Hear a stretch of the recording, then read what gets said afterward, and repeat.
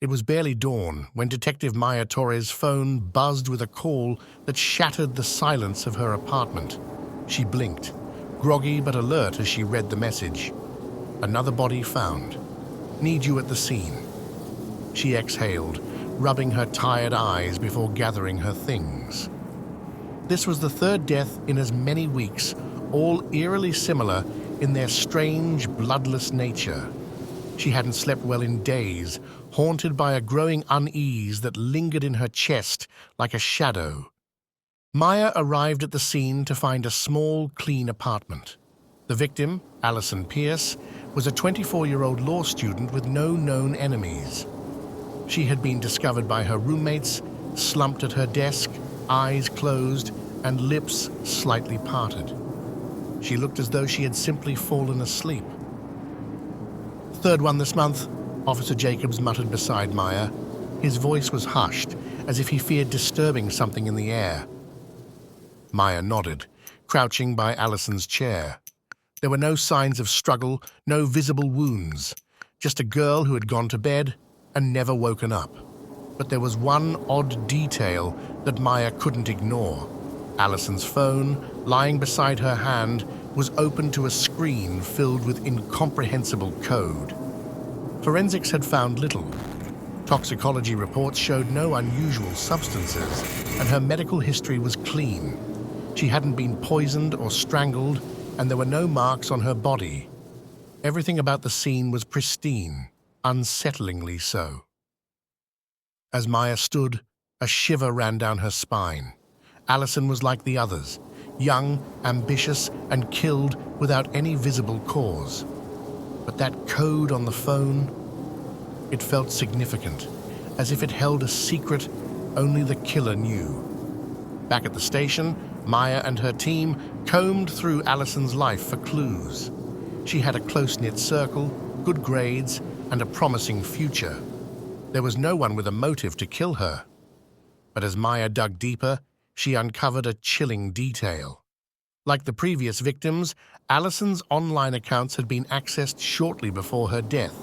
Someone had been watching her, leaving no trace except for those faint digital fingerprints. By the time night fell, Maya's desk was littered with files, each one more puzzling than the last. Her mind swirled with questions as she replayed each crime scene in her mind, searching for a pattern.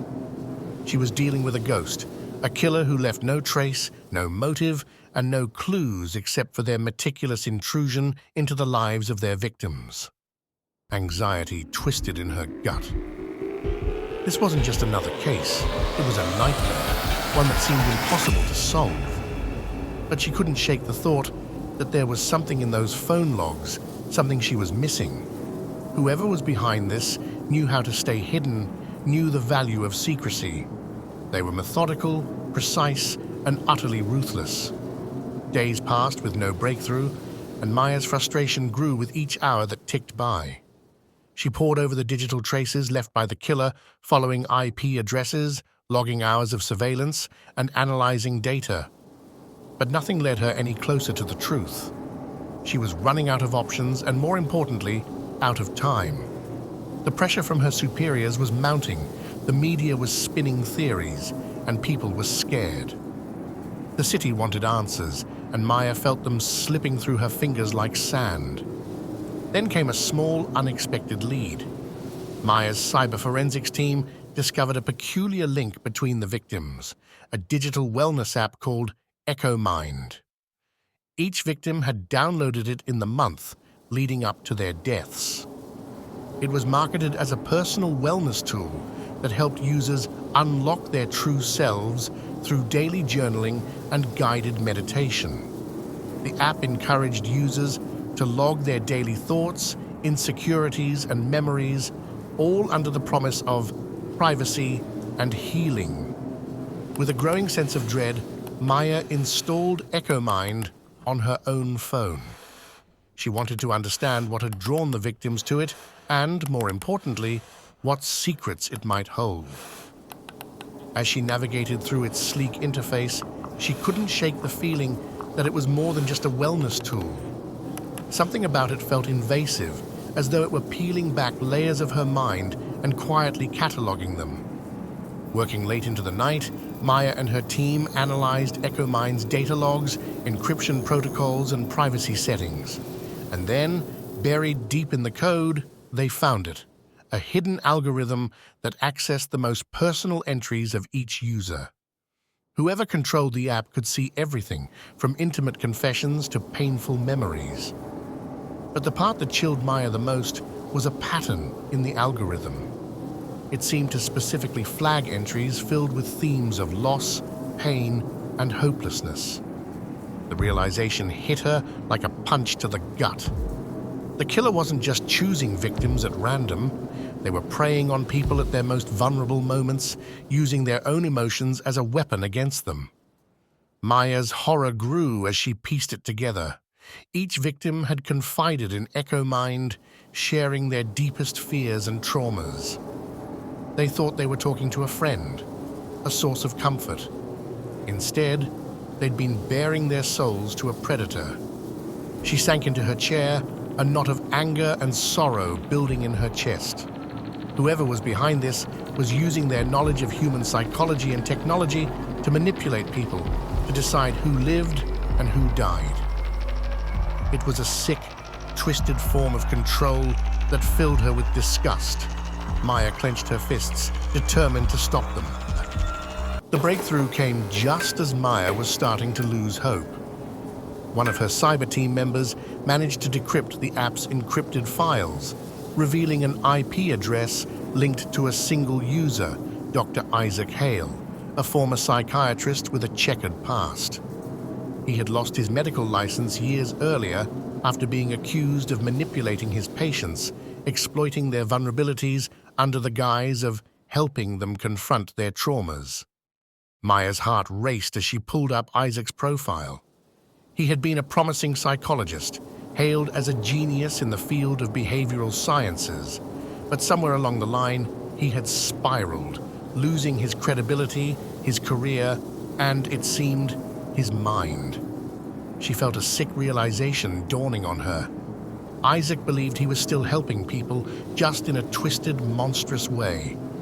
As dawn broke, Maya and her team prepared to confront Isaac. They tracked his location to a modest house in a quiet neighborhood. The air was thick with tension as they breached the door, guns drawn, moving through the darkened rooms in silence.